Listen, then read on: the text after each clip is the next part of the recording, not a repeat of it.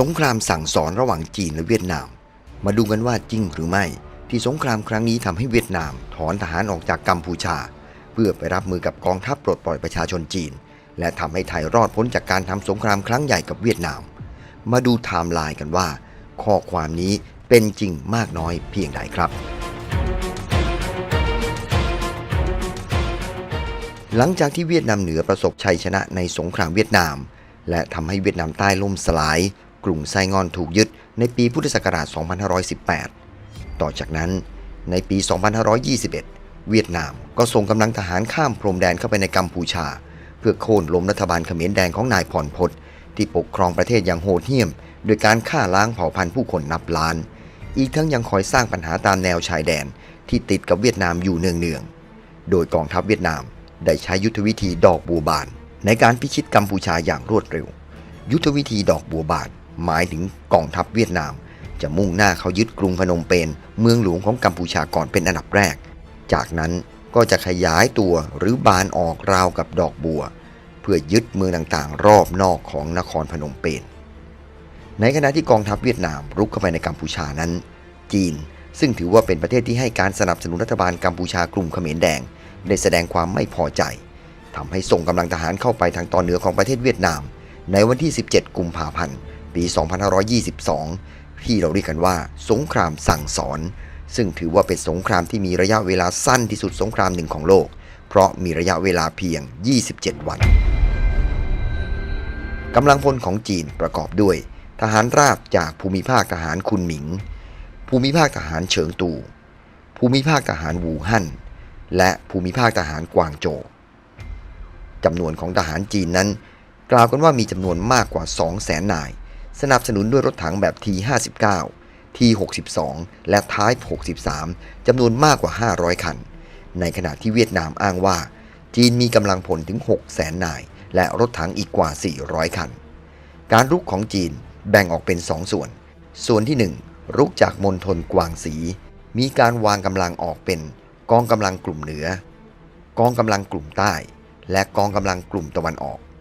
โดยกองกำลังกลุ่มเหนือของจีนนั้นประกอบด้วยกองทัพที่ 41 มีกองพลทหารราบคือกองพลทหารราบที่ 121 122 และ 123 กองกำลังกลุ่มใต้ประกอบด้วยกองทัพที่ 42 มีกองพลทหารราบอยู่ภายใต้การบังคับบัญชา 3 กองพลคือกองพลทหารราบที่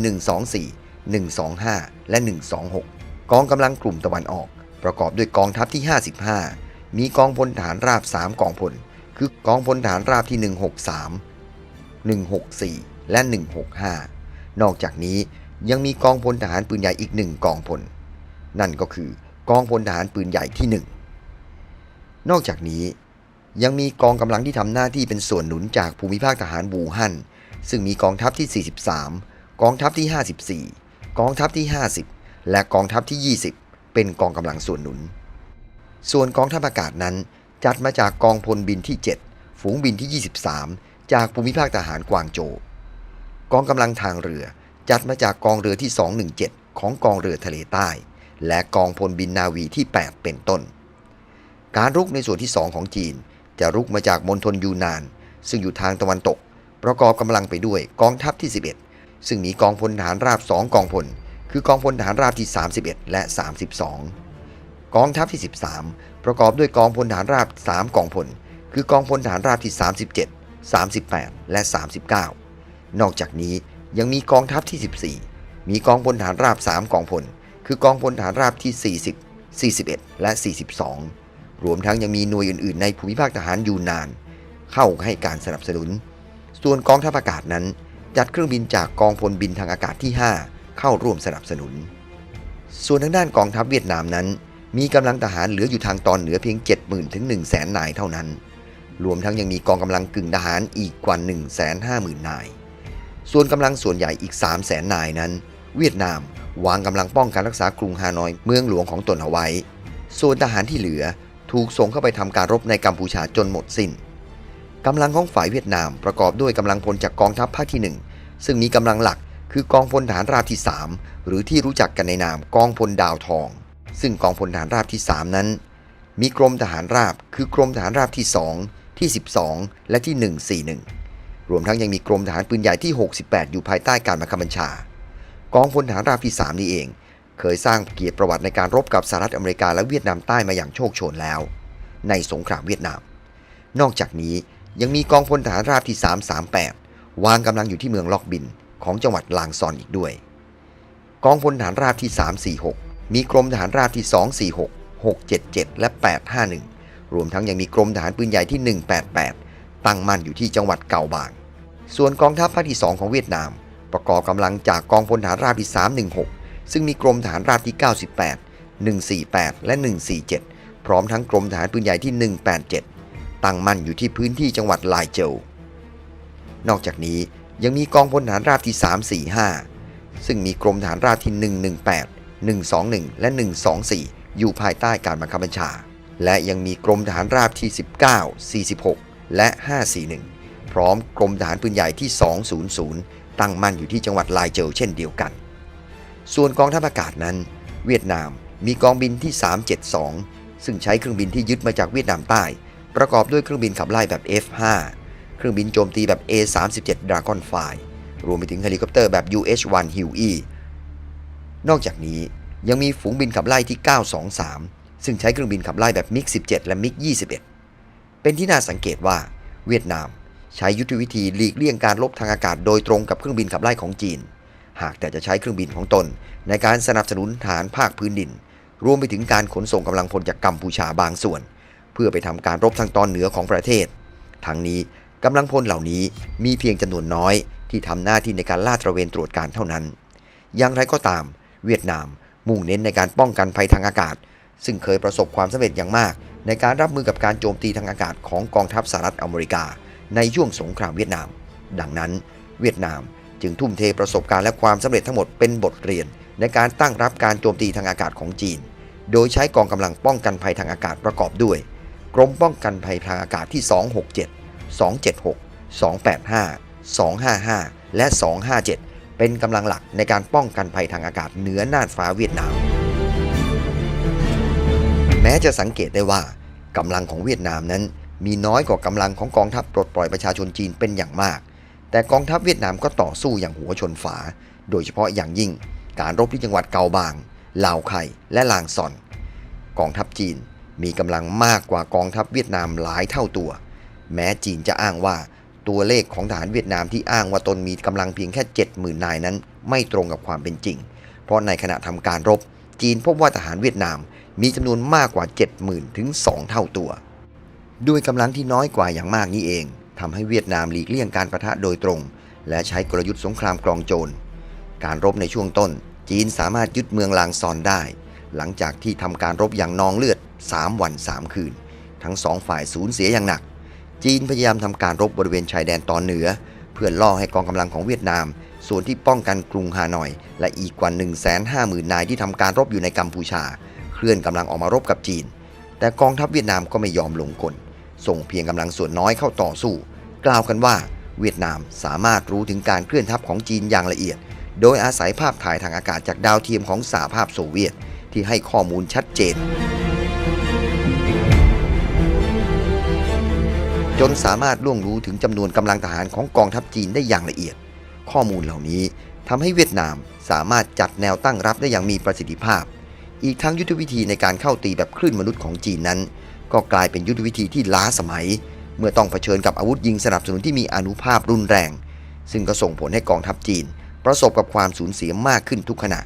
จนเวียดนามถึงกับกล่าวว่าการรุกข้ามแม่น้ำแดงของทหารจีนเป็นไปในลักษณะคลื่นมนุษย์ที่ถาโถมเข้ามาอย่างไม่ขาดสาย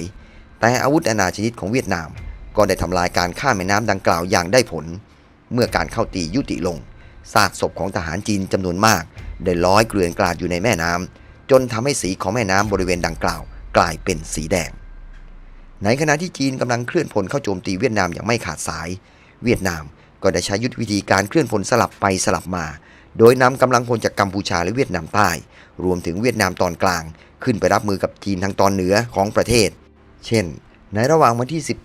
18-25 กุมภาพันธ์กองพลทหารราบที่ 327 ของกองทัพภาคที่ 3และกองพลทหารราบที่ 337 ของกองทัพภาคที่ 4 ของเวียดนามได้เคลื่อนพลขึ้นไปสนับสนุนกำลังพลทหารเวียดนามของกองทัพภาคที่ 1 ในการป้องกันภูมิภาคทางตอนเหนือจากการเข้าตีของจีนด้วยวิธีการนี้